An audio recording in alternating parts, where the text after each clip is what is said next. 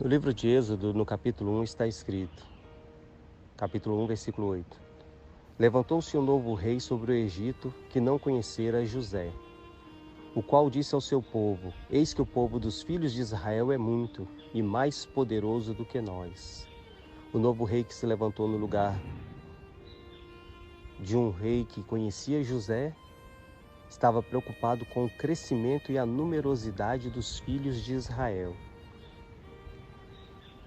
Então, no versículo 11 diz: E puseram sobre eles maiorais de tributos, para afligirem com suas cargas, porque edificaram a Faraó cidade de armazéns, Pitom e Ramsés. Mas quanto mais os afligiam, tanto mais se multiplicavam, e tanto mais cresciam, de maneira que se enfadavam por causa dos filhos de Israel. Então os egípcios, vendo que os filhos de Israel cresciam em número e em força e sobressaía eles tentaram afligir muito mais os filhos de Israel. Mas quanto mais afligia, mais os filhos de Israel se multiplicavam.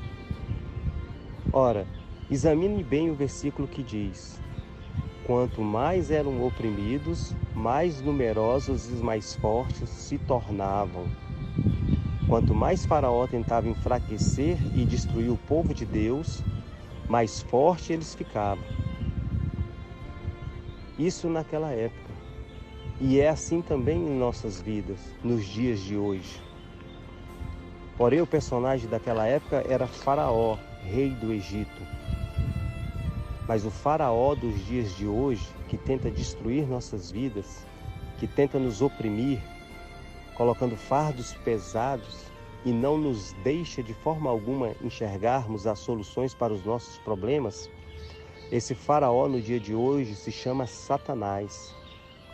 E seus chefes de trabalhos forçados, esses são os responsáveis para destruir nossos sonhos, para tentar impedir que nossos projetos se realizem e que trabalham com muita perseverança para destruírem nossos objetivos.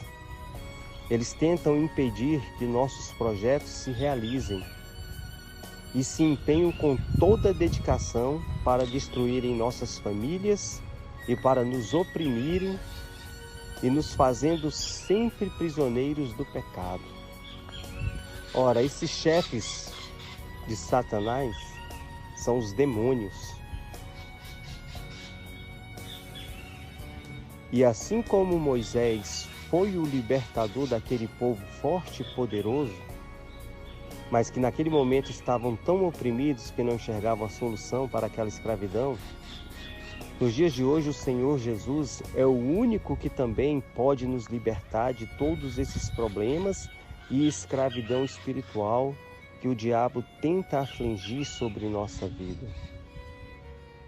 Esse maldito Faraó, que se chama Satanás nos dias de hoje, tem colocado sobre o povo forte e poderoso de Deus um fardo pesado.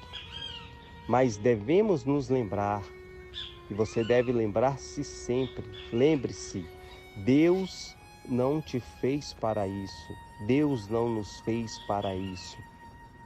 Deus não nos fez, Deus não te fez para viver em um lamaçal de escravidão. Porém, em meio a tanta opressão, não podemos entrar em desespero. E em vez de desespero, devemos tomar uma atitude de clamar e de entregar nossas vidas ao poderoso Deus de Israel. A Deus que enviou Moisés naquela época, e assim será em nossa vida, se o buscarmos em meio às nossas dificuldades. Ele enviará imediatamente o libertador de todos os nossos problemas, de todas as nossas aflições, de todas as nossas angústias. O verdadeiro e único libertador capaz de vencer a Satanás e seus demônios. Jesus Cristo, o Filho de Deus. Pois o Senhor Jesus disse: A nossa luta não é contra carne nem sangue, ou seja, não é contra pessoas, e sim contra principados e potestades, demônios, hostes espirituais do mal. Quando aprendemos a lutar de forma espiritual e com o poder do Senhor Jesus a nosso favor, então conseguimos realizar nossos sonhos e nossos desejos para a glória do Senhor Jesus Cristo.